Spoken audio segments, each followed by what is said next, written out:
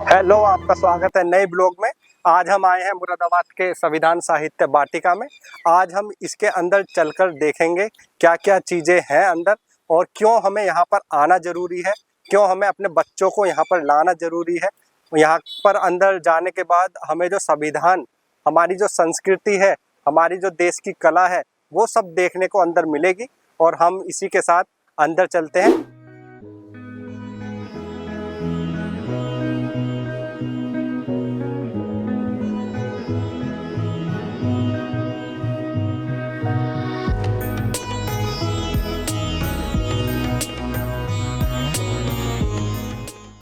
संविधान साहित्य वाटिका का इनॉग्रेशन हमारे जो लोकसभा के स्पीकर हैं श्री ओम बिरला जी के द्वारा 25 जून 2025 को किया गया और बाबा साहब भीमराव अंबेडकर जी ने जो भारतीय संविधान है उसको 2 साल 11 महीने 18 दिन में लिखकर तैयार किया और यह संविधान जो सभा थी, बैठक ने इसे 26 नवंबर 1949 को अपनाया।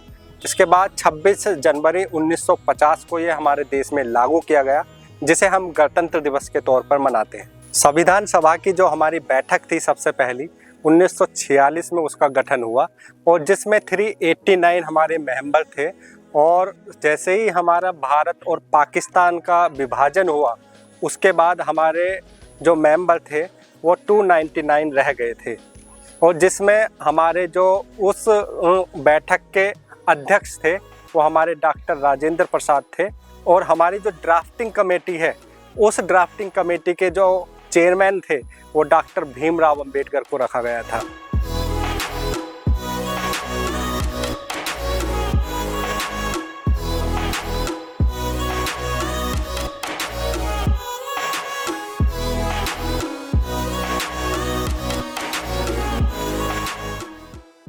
यहाँ पर आप जैसे ही आएंगे तो यहाँ पर हर एक स्टैचू के पास इस तरीके के बोर्ड लगे हुए हैं और इन बोर्ड पर पूरी इन्फॉर्मेशन लिखी हुई है और साइड में एक QR कोड भी लगा हुआ है जिसके माध्यम से आप स्कैन करके पूरे इतिहास के बारे में जानकारी ले सकते हैं। और इस पार्क में बहुत सारे स्टैचू बने हुए हैं और हर स्टैचू के पास में ये टेम्पलेट टाइप की है जिसमें इन्फॉर्मेशन लिखी है।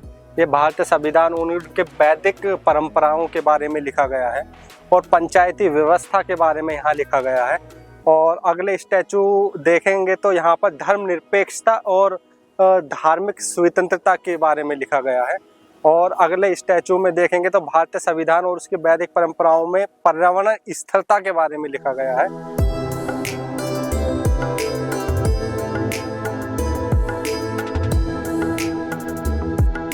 भारतीय संविधान की कुछ विशेषताएं हैं जिसमें मुख्य विशेषता है कि हमारा जो संविधान है वो सबसे ज़्यादा लंबा लिखित संविधान है जिसमें आपके 1,45,000 शब्द निहित हैं और इस संविधान में 395 अनुच्छेद, 22 भाग और 8 अनुसूचियां थीं।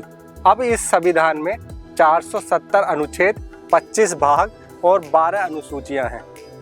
जो हमारे वैदिक काल है वो आपका 1500 से लेकर 500 ईसा पूर्व में है और वैदिक काल से ही हमारी जो आजकल गांवों में पंचायत होती हैं, पंचायती राज की उत्पत्ति वैदिक काल से ही हुई है।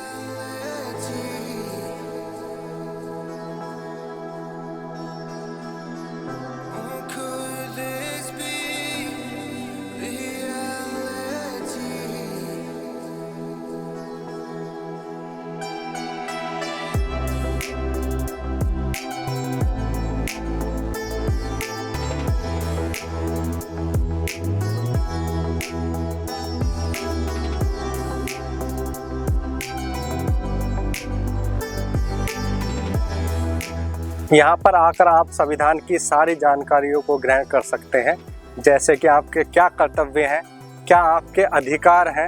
हर एक चीज़ की जानकारी बोर्ड पर लिखी हुई है जिसको आप पढ़कर इसकी जानकारी ले सकते हैं।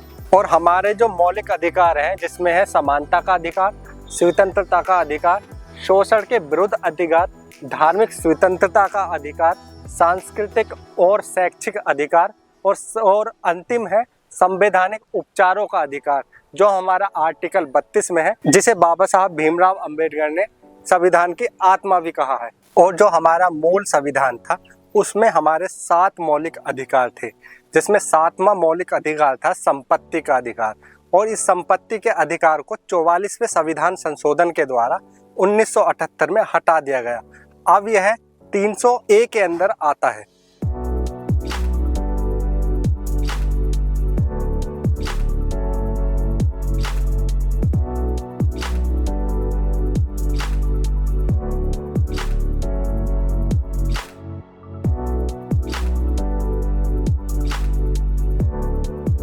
यहाँ आपको हमारे सभी महान पुरुषों की बेहद सुंदर और भव्य प्रतिमाएं देखने को मिलेंगी।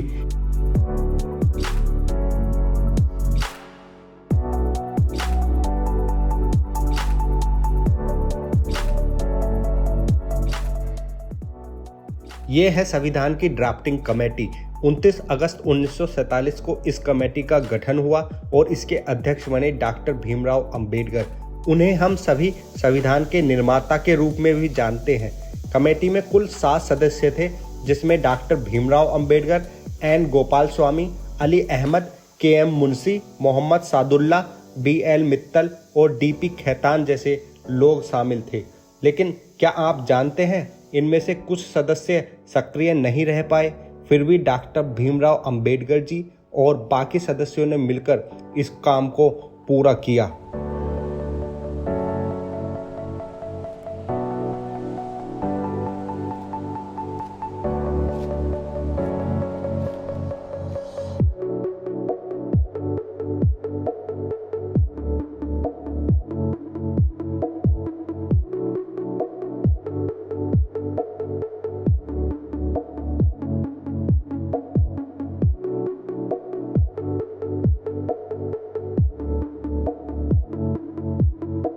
भारतीय लोकतंत्र के मुख्य स्तंभ हैं न्याय, स्वतंत्रता, समानता, बंधुत्व।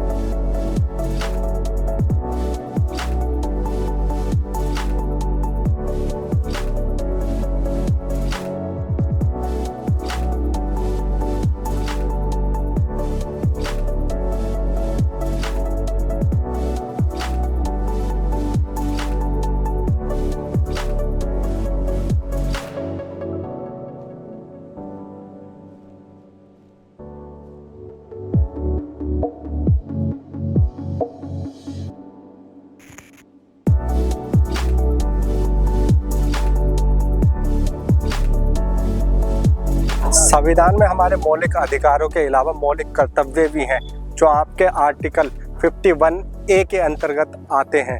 ये मौलिक कर्तव्य हमारे 11 हैं, जिसमें बताया गया है कि आपके देश के प्रति, आपके अपने संविधान के प्रति क्या भूमिकाएं आपको निभानी चाहिए।